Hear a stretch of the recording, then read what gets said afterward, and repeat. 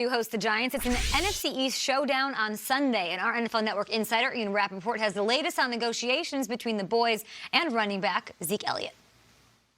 What the Cowboys and Ezekiel Elliott hoped was that he would have a long-term extension done before Wednesday of game week. That way, he could arrive from Cabo, show up, he's in shape, ready to roll, and rejoin his team. They are not there yet, but Ezekiel Elliott's representation and the Dallas Cowboys worked tirelessly over the weekend and through Monday to try to get this deal done. I am told there was progress made toward a long-term extension that would, in fact, make Elliott the highest-paid running back in the NFL. However, they are not there yet. Some obstacles do remain, and if those are not handled, then this would have a very, very different outcome. Either way, today looms as a huge day in the Elliott negotiations, and one of the biggest stories of the entire offseason involving one of the game's biggest stars could in fact be over soon, or it could continue to linger and force us to talk about it for weeks to come. Appreciate you, Ian. Talk to you in a little bit. The numbers don't lie, y'all. It's no surprise that since 2016, the Cowboys do notice when Zeke isn't on the field. And for an update on the running back who will be playing in Dallas on Sunday, Tony Express, here's Jane Slater. Thanks, Kay. Well, head coach Jason Garrett called Monday a bonus day of sorts as players showed up for practice on Labor Day. Today they have a day off, and then Wednesday they'll really start digging into that Giants game plan, although they introduced a little bit of it on Monday. The good news for the Cowboys, especially on offense, was the return of their two starting offensive linemen, both Tyron Smith and Zach Martin, back after dealing with back issues. As for wide receiver Amari Cooper, he had that left foot injury. Well, he was back at practice as well. As for defense, that's going to be the place that they're going to focus on the most this week, especially when you consider the challenge of facing second-year running back Saquon Barkley. It was Garrett who described him as an elite-type player, that when you go up against him, you really got to hunker down. He's dynamic when he has the ball in his hands. Okay? Appreciate you, Jane. I feel like the Cowboys defense is up for the challenge, so I ask you, Nate, who has the edge in this situation, Saquon Barkley or the Cowboys defense? I'm going to say the Cowboys defense, and it's because Jalen Smith and Leighton Vander Esch, these two individuals are the fastest, the most explosive young group of linebackers in the game.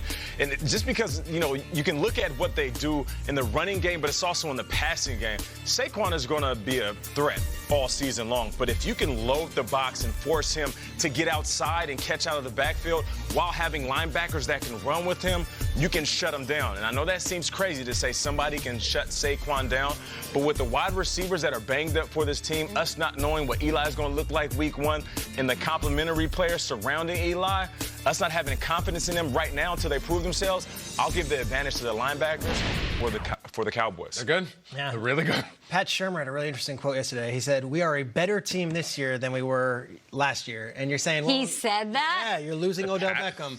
You're losing Landon Collins. You're losing Olivier Vernon. Those are three stars. And I think it's because he thinks he's got a better, well-rounded team. And one of the reasons, and we've got Sean O'Hara on the network, who his specialty is Giants offensive line play, is Giants offensive line play. And Saquon Barkley ran for 1 billion yards and caught 90 passes behind a horrible offensive line a year ago. This year, they add Kevin Zeitler from the Odell Beckham trade. They add John Halapio, who was injured as the center. And they get Mike Remmers, Will Hernandez in a second year. Like, Saquon is running behind a professional offensive line this year. Last year it was amateur hour, and Eli was on his skates the entire season. Giants offense is going to be better. They might not have as many highlight plays without Odell, but guess what? Eli's been better protected, and Saquon is going to have more holes. All comes down to you, Kyle. The Cowboys defense is awesome, and they're super talented. And, you know, the Giants missing their wide receivers. And obviously the idea going into this game was just jump 26. And they might for 15 touches, for 20 touches. But it's that 23rd touch that Saquon will have. We're gone. Guys, I looked at his very first game Saquon ever played. Jacksonville's jumping him. He can't do anything, and the conversation's already started. Why did they draft Saquon so high? They can't block for him. All out the door, touchdown, like his arrival. This was it. This is the full Saquon experience making his debut. And, guys, this is all those guys, Telvin and Yannick and Jalen. They had nothing for him. And, guys, even if it does come down to those Cowboys linebackers are wrapped all over him, you know the last time Saquon played Dallas? Do you know he had 14 receptions? They will get the ball to him. As much as I respect the talent for the Cowboys, I think 26 is the truth. I think he's the best back in football, and he will get off. If it's third quarter, fourth quarter, he'll get there. It's going to be an incredible game. Week 1 is just a couple of days away. You mentioned Pat Shurmur being glowingly speaking about his offense and his running back. He also had to address his defense because Kim Jones asked head coach Pat Shurmur how his D is prepared to face the Cowboys offense, which may or may not include running back Zeke Elliott. We're going to play defense the way we have to play to defend the Cowboys, and then certainly, if Zeke's there, you got to spend you got to spend special attention. Now, they've got some running backs that have done well in camp that they feel good about. So we got to play good team defense regardless of who's playing against us, and there's no telling who they're going to line up with at this point. So it seems like the Giants have to prepare as though Zeke is playing. Let's assume for a second he is not out there. Schrags, is Tony Pollard enough to get a win? Yeah, I think he is. I think Tony Pollard has to do what he has to do in regards to just trying to move the chains. He doesn't need to win the game because the offense around Tony Pollard is really good. Amari Cooper's really good. Michael Gallup is ready for a big second-year season. And I think Dak Prescott plays really well against the New York Giants. So Tony Pollard doesn't need to do what Ezekiel Elliott does. Tony Pollard needs to have a couple big plays, and on 3rd and 3 needs to be able to convert a first down.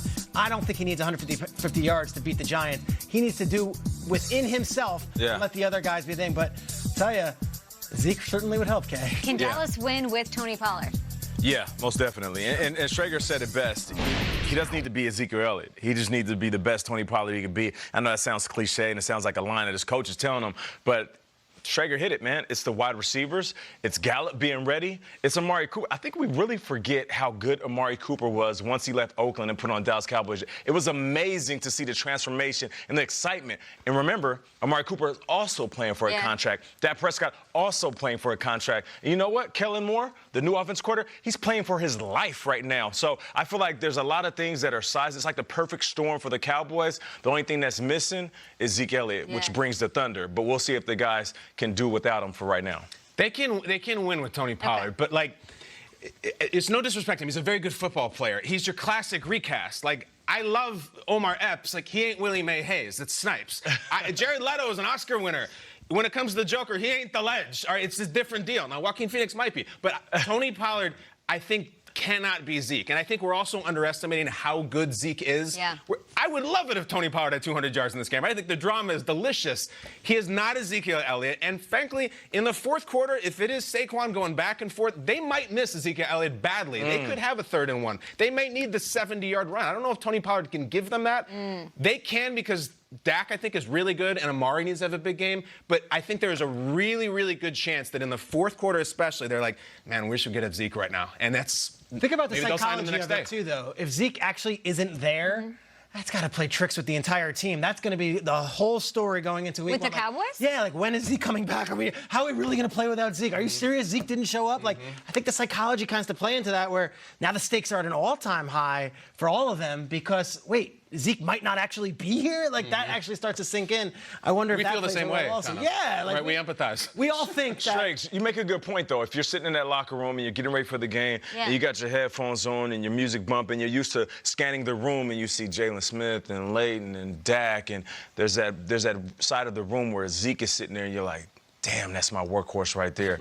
We're good because we got him. But to Schrager's point, now you don't. That does kind of mess with your spirit a little bit. Going into a big game, that's going to kick off the NFL season. I feel like only because we're talking about it and everyone in the media and on their Twitter feeds will talk about it. I would think, or you tell me if I'm wrong, in that locker room, they've gone through OTAs, mini camp, all sorts of things without Zeke there. So aren't they focused on winning without him already? No? No, not really, because I remember playing in Seattle and Walter Jones. Walter Jones, the Hall of Famer, he just never went to training camp. We always knew he was going to show up week 1. Got it. But if we'd have showed up week 1 and Walter Jones wasn't there, we'd have been shook, Kay. Schrags, we're going to talk about this all day, but maybe Zeke will be there before week 1. Could be done by the end of the show. We're on final approach. You better show up. The game's in a few days. We will cover this all day long.